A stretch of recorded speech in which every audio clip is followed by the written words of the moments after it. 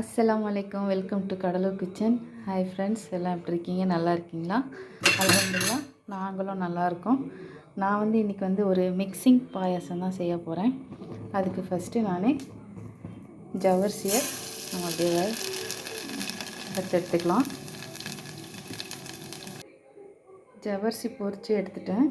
இப்போ பட்டை கிராம்பு ஏலக்காய் சேர்த்துட்டு பார்த்திங்கன்னா பச்சை பயிறு கொஞ்சமாக எடுத்துருக்கேன். இதையும் நான் சேர்த்துக்கிட்டு இப்போ லைட்டாக இதை ஃப்ரை பண்ணிக்கலாம்.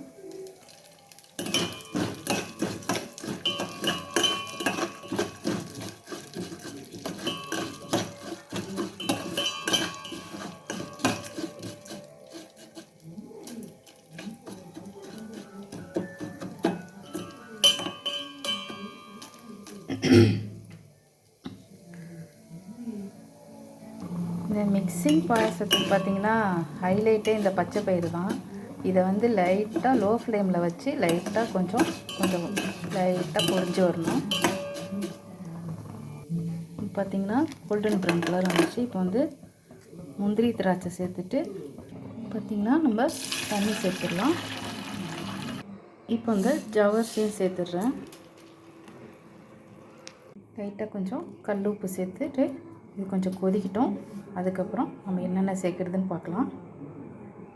பார்த்திங்கன்னா நல்லா கொதிக்குது. நான் இந்த ஸ்டேஜில் நான் சம்பா கோதுமை இந்த கப்பால் ஒரு கப் சேர்த்துருக்கேன்.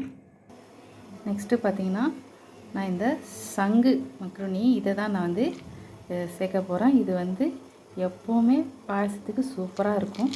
இதை நான் சேர்த்துக்கிறேன்.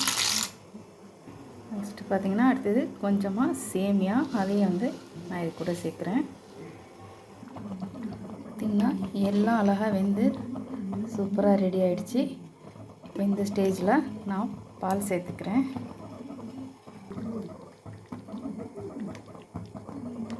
இது இப்படி தண்ணி கலக்காமல் கெட்டியான பால். இதை மிக்ஸ் பண்ணிக்கலாம்.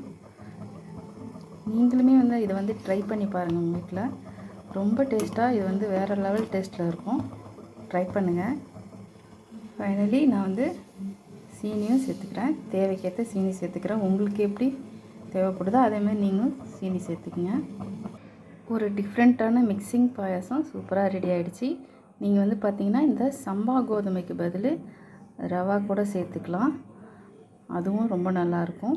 நீங்களும் உங்கள் வீட்டில் இதேமாரி ட்ரை பண்ணுங்கள். ட்ரை பண்ணி பார்த்துட்டு எனக்கு கமெண்ட் பாக்ஸில் சொல்லுங்கள். இந்த வீடியோ உங்கள் எல்லாருக்கும் பிடிச்சிருக்கோன்னு நினைக்கிறேன். கண்டிப்பாக கமெண்ட் பண்ணுங்கள். ப்ளீஸ் சப்ஸ்கிரைப், பெல் ஐக்கானை கிளிக் பண்ணுங்கள். தேங்க்யூ.